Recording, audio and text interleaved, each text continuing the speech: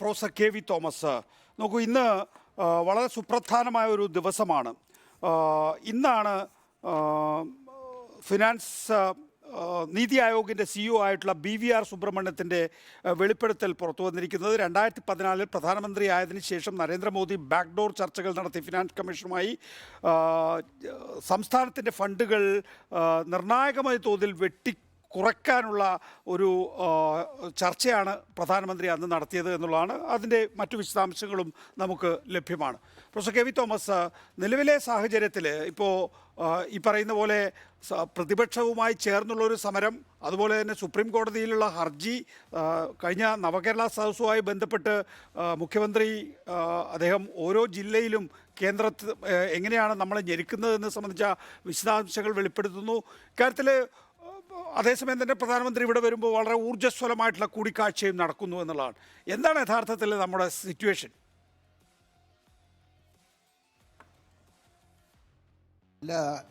സ്വാതന്ത്ര്യം നേടിയതിന് ശേഷം പ്ലാനിംഗ് കമ്മീഷനാണ് സ്റ്റേറ്റുകൾക്ക് എന്ത് വിഹിതമാണ് കിട്ടുന്നത്, എന്ത് പ്രോജക്റ്റുകളാണ് വിട്ടത് തീരുമാനിച്ചത്. ആ പ്ലാനിംഗ് കമ്മീഷനെ പിരിച്ചുവിട്ടുകൊണ്ടാണ് നരേന്ദ്രമോദി ഗവൺമെൻറ് നീതി ആയോഗ് കൊണ്ടുവരുന്നത്. ആ നീതി ആയോഗ് നമ്മുടെ ഫൈനാൻസ് മിനിസ്റ്ററുടെ ഒരു ഭാഗമായിട്ട് മാറുകയാണ്. അപ്പോൾ പൂർണ്ണമായിട്ട് പ്രധാനമന്ത്രിക്കും ഗവൺമെൻറ്റും നിയന്ത്രിക്കാൻ കഴിയും. അതാണ് ഇന്ന് പുറത്തു വന്നിരിക്കുന്നത്. നമ്മുടെ ഒരു ഫെഡറൽ സിസ്റ്റത്തിൽ ഈ സമീപനം ശരിയല്ല. അത് നമുക്ക് മുന്നോട്ട് പോകാൻ കഴിയില്ല.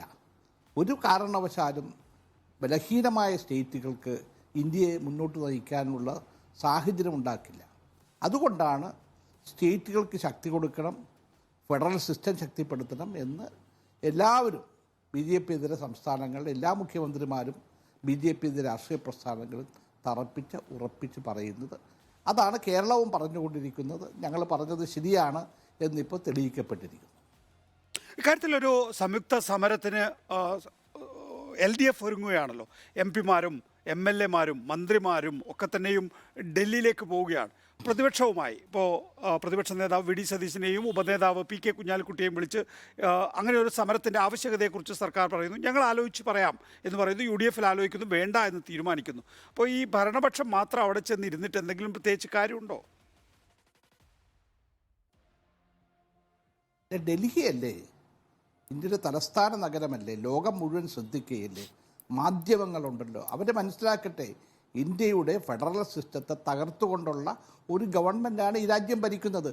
അത് അവതരിപ്പിക്കാനും ലോകത്തിൻ്റെ മുമ്പിൽ കൊണ്ടുവരാനുമുള്ള ഏറ്റവും നല്ല സ്ഥലവും സന്ദർഭവും, പ്രത്യേകിച്ച് പാർലമെൻറ്റ് തുടങ്ങുന്ന ബഡ്ജറ്റ് സമ്മേളനം തൊട്ട് മുമ്പുള്ള സമ്മേളനമാണ്. ബഡ്ജറ്റ് സമ്മേളനം ഉണ്ടാവുന്ന സംശയമാണ്.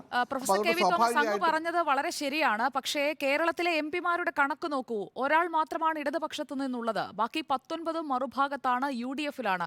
അവർക്കാർക്കും ഈ വിഷയത്തിൽ ഒരു താല്പര്യമില്ല എന്നത് ഒരു പാർലമെന്റ് സമ്മേളനത്തിന് മുൻപ് വ്യക്തമാകുന്ന തരത്തിലേക്കല്ലേ അത് പോകുന്നത്. കേരളത്തിന്റെ ഒരു വിഷയം, പക്ഷേ കേരളത്തിൽ നിന്ന് തെരഞ്ഞെടുക്കപ്പെട്ട മറ്റ് 19 ജനപ്രതിനിധികൾ പറയുന്നു ഇത് സംസ്ഥാനത്തിന്റെയും കുഴപ്പമാണെന്ന്. അതുണ്ടാക്കുന്ന അല്ലെങ്കിൽ അത് കൊടുക്കുന്ന ഒരു അഡ്വാൻറ്റേജ് ഉണ്ടല്ലോ മറുപക്ഷത്തിന്, ഭരണപക്ഷത്തിന്. കേരളത്തിൻ്റെ കാര്യങ്ങളിൽ നമ്മൾ ഒറ്റക്കെട്ടായി മുന്നോട്ട് പോകണം.